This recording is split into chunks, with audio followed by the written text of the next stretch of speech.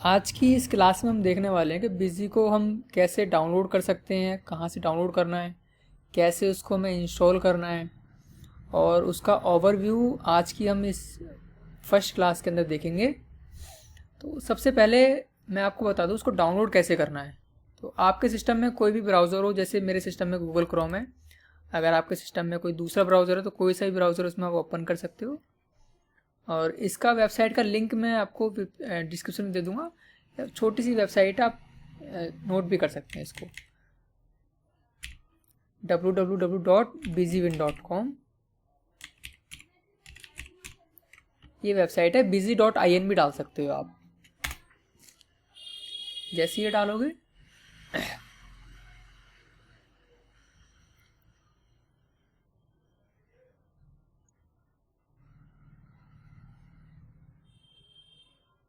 Hello sir, हो गया था मॉडल? हाँ, वेबसाइट देखो थोड़ी लोड हो गई। डेमो हो गया था। मे भी हो सकता है नेट का थोड़ा इशू हो, इसी वजह से नहीं खुली एक साथ। तो इसमें आपको सबसे पहले क्या करना है, सबसे पहला जो आएगा 9.6, अभी आज की डेट में जो 9.6 चल रहा है, हो सकता है वीडियो बाद में देखें तो ये 9.6 से अपर भी हो जाए, बढ़ भी जाए। तो जो पहला वर्जन आ रहा होगा आपको उसी को डाउनलोड करके इंस्टॉल कर लेना, उससे कोई फ़र्क नहीं पड़ता। सिंपली आप यहाँ पे सिंगल क्लिक करोगे, ये आपका डाउनलोड होना स्टार्ट हो जाएगा। देखिए यहाँ पे डाउनलोड होना स्टार्ट हो गया। डिपेंड करेगा आपकी इंटरनेट स्पीड के ऊपर कि आपकी स्पीड क्या है। हो सकता है किसी के पास जल्दी डाउनलोड हो जाए, किसी के पास टाइम ले, उससे नो इशू। इस तरह से सेटअप आपके पास आ जाएगा। मैंने डाउनलोड कर लिया यहाँ पे। अब अगर आपके सिस्टम में ये फाइल अगर वाइट कलर की आ रही है, आप इसको ओपन कर रहे हैं, मेरे पास ये ओपन हो चुकी। अगर आपके पास ओपन नहीं हो रही है, ये वाइट कलर की फाइल आ रही है, तो आपको करना क्या है, उसके लिए एक और सेटअप आपको डाउनलोड करना है जिसका नाम है विनरार। यहाँ आपको सिंपल लिखना है डाउनलोड विनरार। पहली वेबसाइट पे आपको चले जाना है और यहाँ पे आपको यहाँ पे दो आते हैं, एक 64 बिट का आता है, एक आता है 32 बिट का। 32 बिट का आपको मिलेगा यहाँ पे। अब आपको चेक कैसे करना है कि आपका सिस्टम 64 बिट है या 32 बिट है। सिंपल आपको क्या करना है, इसको मिनिमाइज कर देंगे। आपको जाना है दिस पीसी पे और यहाँ पे जो खाली जगह होती है यहाँ पे आपको करना है प्रॉपर्टी पे क्लिक। सिंपली ये आपका अबाउट खुल जाएगा। यहाँ पे आपको दिखा देगा सिस्टम टाइप 64 बिट। अगर आपका 32 बिट है तो 32 बिट का डाउनलोड कर लेंगे। अगर 32 बिट पे 64 आप चलाओगे तो एरर देगा, चलेगा ही नहीं वो। तो हमें 64 वाला करना है। यहाँ से हमने 64 का डाउनलोड कर लिया, ये डाउनलोड हो गया। अब आपको क्या करना है, जिसके सिस्टम में वाइट कलर की फाइल आ रही है उनको क्या करना है, सिर्फ ये ऐसे क्लिक करके इसको सिंपली इंस्टॉल कर देना है।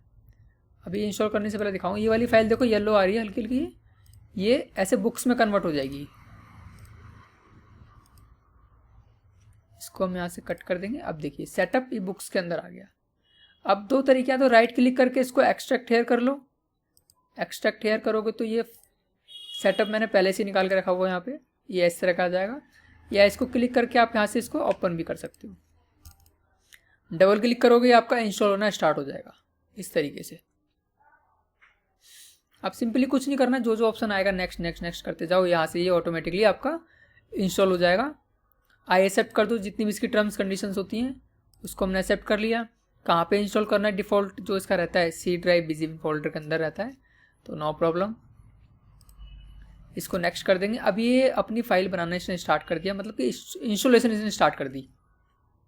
और बैक हैंड में जो भी पेज खुले हुए उनको हम बंद कर देते हैं। ये सबसे पहला स्टेप था बिजी को कैसे इंस्टॉल करें, क्योंकि बिजी अगर सीखना है तो सबसे पहले आपको इंस्टॉल करना पड़ेगा। और सीखने के लिए आप इसको डेमो वर्जन जो होता है बिजी का, उसी में आप सीख सकते हो। उसको लाइसेंस की कोई ज़रूरत नहीं है, क्योंकि डेमो वर्जन के अंदर आप 31 दिन की एंट्री आप कर सकते हो इजीली। अब बिजी यहाँ पे हमारा आ गया। यहाँ पे हम क्या करेंगे, इसको ओपन कर लेंगे। इस तरीके से आएगा, valid secure device could not be found, program will be start in demo mode. मतलब कि डेमो वर्जन तो डेमो मोड ही दिखाएगा सिंपली। और यहाँ से हम कर लेंगे इसको ओपन कंपनी, एक मैंने ऑलरेडी बनाई हुई डेमो नाम से ही। तो इसके अंदर ओपन कंपनी में क्या होता है, आपने जितनी कंपनियां बना रखी हैं उसकी लिस्ट आपको शो हो जाती है। मल्टीपल कंपनियां इसके अंदर आप बना सकते हो, नो लिमिट है। तो सबसे पहले आज की वीडियो में देखते हैं कि क्रिएट कंपनी कैसे करनी है आपको। क्रिएट कंपनी में यहाँ पे आपकी जो भी कंपनी का नाम है अब वो यहाँ पे आप टाइप कर सकते हो। साई एंटरप्राइज, प्रिंट नेम और नेम दोनों डिफरेंस हो सकते हैं, नो इशू।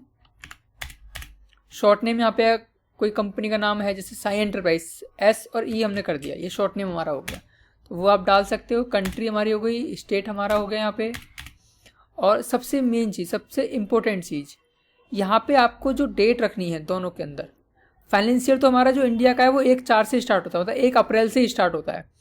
अभी क्या चल रहा है, अभी अप्रैल चल रहा है, तो हमें 1/4/2023 हो सकता है। जैसे अगर जनवरी लग 2024 लग जाए और मंथ जनवरी चल रहा है तब भी हमें यहाँ पे 1/4/23 ही रखना है, क्योंकि हमारा जो क्लोजिंग डेट होती है वो होती है 31 मार्च, और जो भी ईयर चल रहा होगा वो हमारी क्लोजिंग होती है। ये हमारा फाइनेंशियल हो गया, 1/4 से स्टार्ट रहता है, 1 अप्रैल से ही। बुक्स हमारी कब से स्टार्ट है, क्या बुक्स आपने कब से स्टार्ट करी है वो आपके यहाँ पे आ जाएगा। तो बुक्स के अंदर भी यहाँ पे सेम डेट रख दो, नो प्रॉब्लम। यहाँ पे आपका एड्रेस आ जाएगा, जो भी आपका एड्रेस होगा, दिल्ली 110094 मैं डाल देता हूँ।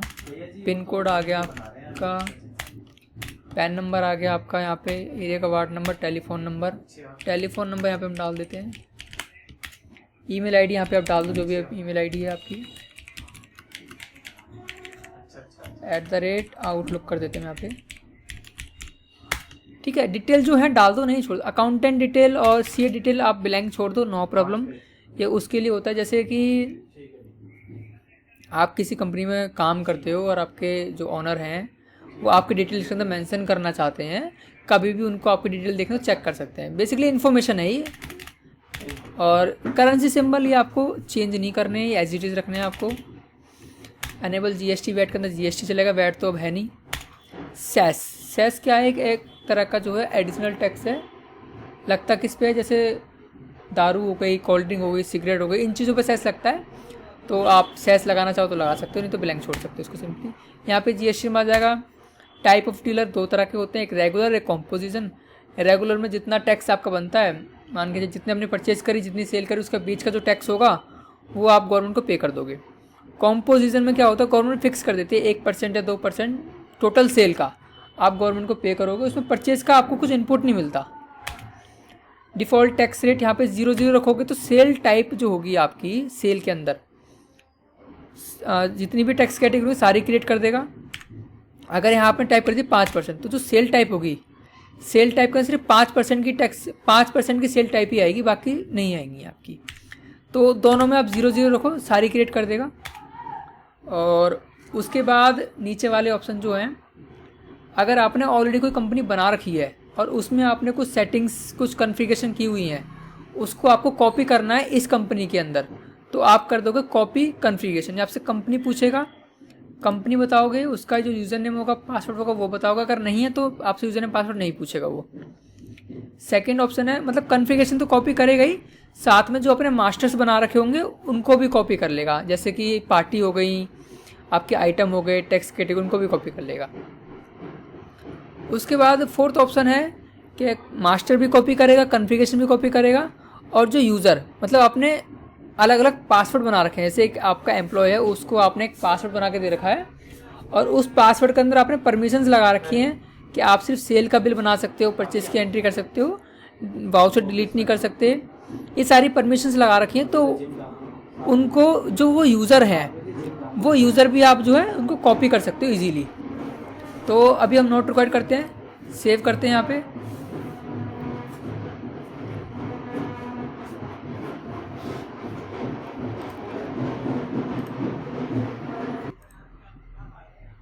उसके बाद आप यहाँ पे देखेंगे कंपनी क्रिएट हो चुकी है। आपको यूज़र नेम रखना है, नहीं रखना, अगर रखना है तो यस रखेंगे, और नहीं रखना यूज़र नेम पासवर्ड तो उसको नोट रिक्वायर्ड कर देंगे, नो कर देंगे, एन कर देंगे। तो बेसिकली आपकी मर्जी है, रखना चाहते हैं तो यस कर देना, नहीं रखना चाहते उसको नो कर देना, सिंपली, इसमें कोई बड़ी बात नहीं है। अब इसको हम सेव कर देते हैं। यहाँ पे आपका सेकंड ऑप्शन होगा क्रिएट कंपनी का, आपको कंपनी कैसे क्रिएट करनी है। और उसके बाद थर्ड ऑप्शन आपको मिलता है बैकअप डाटा। बैकअप डाटा का क्या मतलब है कि जो आप काम कर रहे हो, जो आपने कंपनी बनाई है और वो सारा का सारा डेटा आपका कहाँ सेव होता है, आपका इस जगह पे सेव हो रहा है, सी ड्राइव बिजीविन डेटा। अब हमारे पास दो कंपनी है, कंपनी नंबर 1, कंपनी नंबर 2। इसको हम माई दिस पीसी में चले जाते हैं और उसके बाद हम यहाँ पे देखेंगे बिजीविन डेटा। देखिए सी बिजीविन डेटा, यहीं पे हम चले गए बिजीविन सी बिजीविन डेटा और कंपनी नंबर 1, कंपनी नंबर 2, ये 1 ये 2। अगर इन केस हमारी हार्ड डिस्क क्रैश हो जाती है या गलती से डेटा डिलीट हो जाता है, कुछ भी हो जाता है, तो जितना भी हमने बिजी के अंदर काम किया है वो सारा का सारा आपका मिस हो जाएगा, चला जाएगा, उड़ जाएगा। उसके लिए क्या है कि हम बैकअप ले सकते हैं। बैकअप हम अलग से किसी एक्सटर्नल हार्ड डिस्क में भी ले सकते हैं और हम किसी पेन ड्राइव में भी ले सकते हैं। सिंपल सा प्रोसेस है इसका। आप बैकअप डेटा पे जाएंगे, कंपनी चॉइस करेंगे जिस कंपनी का बैकअप लेना है, आपको पाथ सिलेक्ट करेंगे कहाँ पे आपको जो बैकअप लेना है। उसके लिए क्या करना है, सिंपल येलो फाइल पे आप क्लिक करोगे, यहाँ आपसे पूछ लेगा आपको बैकअप कहाँ पे लेना है। जैसे कि एग्जांपल के तौर पे मैं कर देता हूँ डेस्कटॉप। ओके कर देंगे इसको हम। कितने आपके अगर 1 साल की कंपनी है तो यहाँ पे ऑल फाइनेंस कर दोगे, अगर मल्टीपल फाइनेंस है तो दिखा देगा आपको 23, 24, 25, 26, 27, 28। पर्टिकुलर अगर 1 फाइनेंसर का लेना है तो यहाँ पर्टिकुलर 1 फाइनेंसर सेलेक्ट कर लेंगे, अगर ऑल का लेना है तो ऑल कर देंगे सिंपली। इसमें कोई कन्फ्यूजन वाली बात नहीं है। ओके कर देंगे। ये हमारा बैकअप हो गया डेस्कटॉप पे। अभी पूछ रहा है कि इसके अलावा कोई आपको अनदर कॉपी बनानी है, तो अगर आपको दूसरी कॉपी भी कहीं रखनी है तो वो यस कर सकते हो, नहीं रखनी तो इसको नो कर दो। सिंपली यहाँ से हमने बैकअप कर लिया, ये भी सिंपल ऑप्शन है। उसके बाद रिस्टोर डेटा। रिस्टोर डेटा में कब करना है, जैसे इनकेस हमारी हार्ड डिस्क क्रैश हो गई या हमारा डेटा करप्ट हो गया या कुछ भी है, ऐसा चांस हो जाता है, ऐसा कुछ केस होता है कि आपका बिजी का डेटा आपके पास नहीं है या चल नहीं रहा कुछ भी, तो जो आपने बैकअप ले रखा है आप उसको रिस्टोर कर सकते हो। रिस्टोर करने के लिए क्या करना है, जहाँ पे आपने वो बैकअप लिया है सिर्फ उस लोकेशन का आप पाथ सिलेक्ट करेंगे, वहाँ से ये फाइलें ऑटोमेटिक पिक कर लेगा। फाइलें बनती कैसी हैं वो मैं आपको दिखा देता हूँ। कुछ इस तरह की फाइलें बनती हैं, डाटा जिप और disk.db। बेसिकली अगर ये फाइल डिलीट हो जाए तब भी कोई प्रॉब्लम नहीं, मेन डेटा जो होता है हमारा इसके अंदर रहता है मेन डेटा। तो अब रिस्टोर करने के लिए क्या करना है हमको, ये फाइलें सेलेक्ट नहीं करनी, सिर्फ वो जगह सेलेक्ट करनी जहाँ हमारा ये फाइल रखी हुई है, ये डेटा ऑटोमेटिक पिक कर लेगा। ओके किया हमने, ओके किया। देखिए यहाँ दिखा दिया इसने हमें, क्या ये आपकी कंपनी का नाम है साई एंटरप्राइज, फाइनेंशियर ये है, इसको रिस्टोर करना चाहते हैं। हमने कहा यस। तो कह रहा है कि ये कंपनी ऑलरेडी आपके पास है, आप इसको ओवरराइट करना चाहते हैं। हमने कहा यस। तो ये डाटा रिस्टोर सक्सेसफुली हो गया। ये भी सिंपल सा ऑप्शन है। Split financier. अब स्प्लिट फाइनेंशियर कब यूज़ होता है कि हमारी कंपनी जो है 2 साल की या 3 साल की या 4 साल की, मतलब मल्टीपल फाइनेंशियर हमारे उसके अंदर हैं। अब सपोज डेट मैं आपको बताता हूँ कि हमारी कंपनी 2 साल की है, 23, 24 और 25, 26 ऐसे करके। अब आप चाहते हो क्या उसमें 23, 24 का डेटा आपका अलग हो जाए और 25, 26 का डेटा आपका अलग हो जाए, तो उसको आप स्प्लिट कर सकते हो। अभी तो 1 साल की ऑप्शन मैं आपको आगे चल के बता दूंगा। डिलीट कंपनी का क्या है, सिंपली आप कंपनी को डिलीट कर सकते हो। आपको जो कंपनी डिलीट करनी है उस पर आप एंटर करोगे, कंप्लीट करनी है, सिंगल फाइनेंशियर डिलीट करना है वो आप चॉइस करोगे, यहाँ को यस करोगे। अगर यूज़र नेम पासवर्ड आपने लगा रखा है तो यूज़र नेम पासवर्ड आपसे पूछ लेगा, नहीं लगा रखा तो आपसे नहीं पूछेगा वो, और कंपनी आपकी डिलीट हो जाएगी यहाँ से।